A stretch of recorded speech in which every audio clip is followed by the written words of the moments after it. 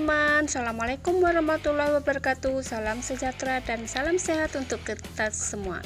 Jumpa lagi dengan Suki Nukar. Video kali ini tentang penyusunan RPP 1 lembar, di mana komponen RPP 1 lembar itu adalah 1 tujuan pembelajaran, 2 kegiatan pembelajaran, 3 penilaian atau asesmen. Yuk teman-teman, sebelum menyaksikan videonya, jangan lupa untuk klik tombol subscribe, like, komen, dan klik tombol loncengnya ya teman-teman.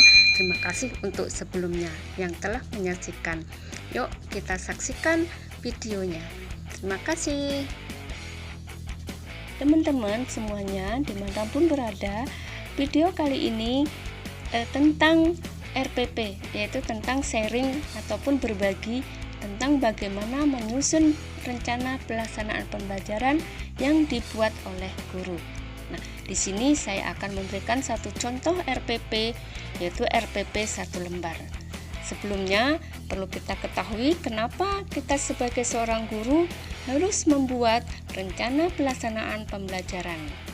Karena perlu kita ketahui bahwa RPP itu adalah kegiatan pembelajaran tatap muka untuk satu pertemuan ataupun lebih. Nah, itu RPP atau rencana pelaksanaan pembelajaran yang harus kita buat. Nah, di sini berdasarkan surat edaran Menteri Pendidikan dan Kebudayaan nomor 14 tahun 2019 yang ditetapkan tanggal 10 Desember 2019 tentang penyederhanaan RPP. Nah, oleh karena itu, video kali ini akan berbicara tentang RPP 1 lembar. Nah, gitu ya, tentang penyederhanaannya. Di mana penyusunan RPP tersebut dilakukan dengan prinsip efisien, efektif, berorientasi pada peserta didik ataupun murid. Yang berikutnya adalah bahwa dari 13 komponen RPP yang telah diatur dalam Permendikbud nomor 22 tahun 2016 tentang standar proses pendidikan dasar dan menengah, yang menjadi komponen inti adalah tujuan pembelajaran, langkah-langkah kegiatan pembelajaran, dan penilaian yang wajib dilaksanakan oleh guru, sedangkan komponen lainnya bersifat pelengkap. Nah, sekolah pun ya, kelompok guru, mata pelajaran sejenis dalam sekolah, KKG atau kelompok kerja guru, MGMP ataupun musyawarah guru mata pelajaran, dan individu guru secara bebas dapat memilih, membuat, menggunakan, dan mengembangkan format RPP secara mandiri dan untuk sebesar-besarnya keberhasilan belajar siswa. Nah, itu perlu kita ketahui teman-teman semuanya. Kita sebagai guru boleh menggunakan RPP yang telah diatur oleh Permendikbud nomor 22 tahun 2016 dalam tentang standar proses pendidikan. Boleh juga kita menggunakan RPP 1 lembar yang terkenal saat ini berdasarkan surat edaran Menteri Pendidikan Nasional dan Kebudayaan nomor 14 tahun 2019. Nah, kali ini saya berikan contoh RPP 1 lembar. Nah, di sini adalah ada identitas satuan pelajaran, ada satuan pendidikan maksudnya, yaitu yang memuat di sini satuan pendidikan, kelas dan semester, tema, subtema, muatan terpadu pembelajaran dan sumber belajar. Kenapa kita harus menyantumkan identitas satuan pendidikan?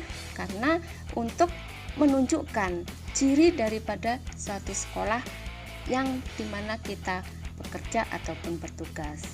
Satuan pendidikan kita tuliskan nama sekolah tempat kita bertugas. Misalnya saya di sini adalah di SD 001 Mahabada.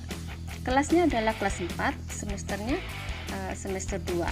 Temanya saya gunakan dalam daring, yaitu temanya kelas 4 itu semester 2 itu cita-citaku pada tema 6, subtemanya adalah aku dan cita-citaku pada subtema 1, muatan terpadu adalah bahasa Indonesia dan IPA, pembelajarannya adalah pembelajaran 1, sumber belajarnya adalah TPRI, buku tematik serta internet.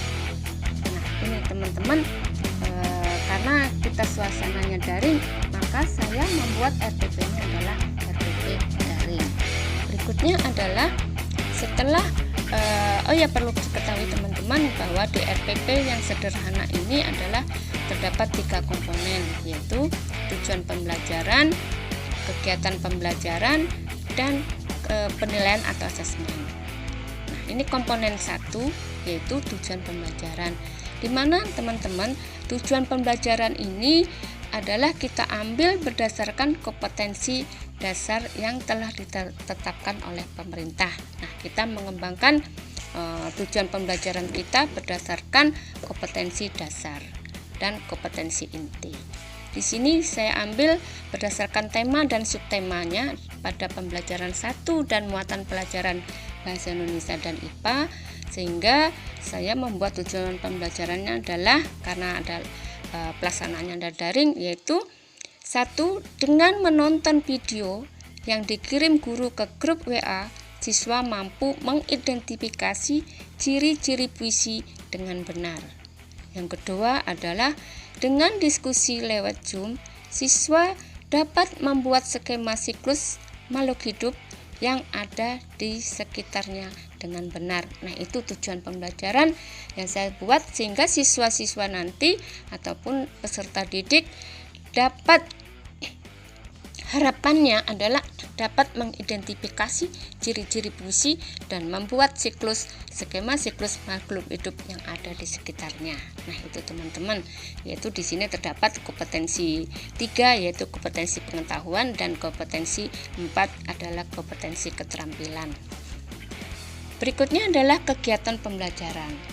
Di dalam kegiatan pembelajaran itu ada 3 langkah kegiatan.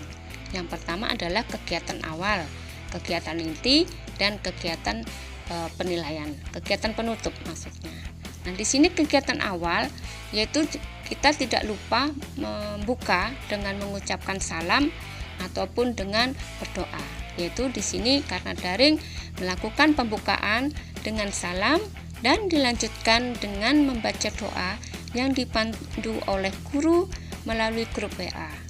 Siswa kemudian mengisi daftar hadir online yang dikirimkan guru melalui online grup WA. Yang kedua adalah kegiatan inti. Kegiatan intinya adalah melalui grup WA, guru mengirimkan link video pembelajaran terkait dengan materi yang berhubungan dengan cara mengidentifikasi ciri-ciri puisi dengan benar. Melalui grup WA, guru mengirimkan link video pembelajaran terkait dengan materi yang berhubungan dengan cara membuat skema siklus makhluk hidup yang ada di sekitarnya dengan benar. Kemudian kegiatan intinya adalah bersama bimbingan orang tua, siswa belajar membuat puisi berdasarkan hasil identifikasi ciri-ciri puisi. Yang berikutnya adalah bersama bimbingan orang tua, siswa belajar membuat skema siklus makhluk hidup yang ada di sekitarnya. Nah, itu adalah komponen kedua di dalam RPP 1 lembar. Komponen ketiga adalah masih di dalam kegiatan pembelajaran, yaitu penutup.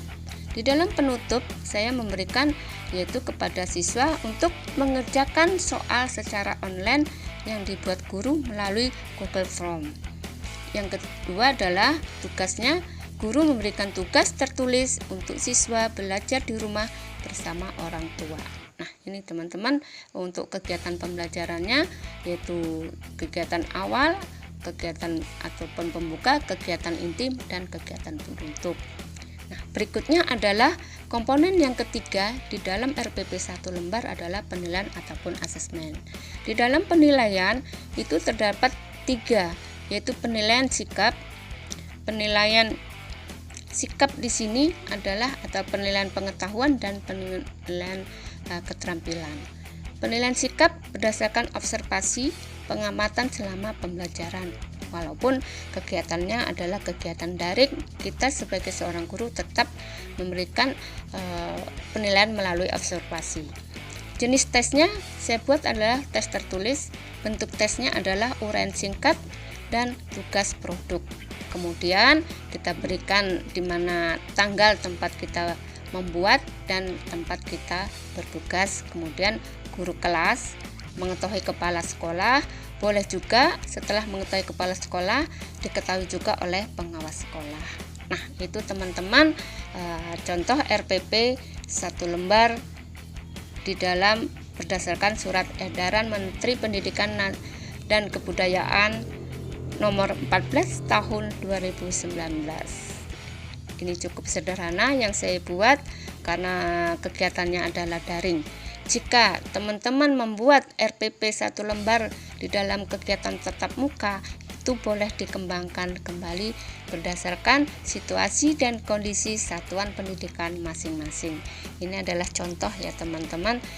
Semoga ini bermanfaat dan cukup ini yang dapat saya sampaikan. Terima kasih. Assalamualaikum warahmatullahi wabarakatuh.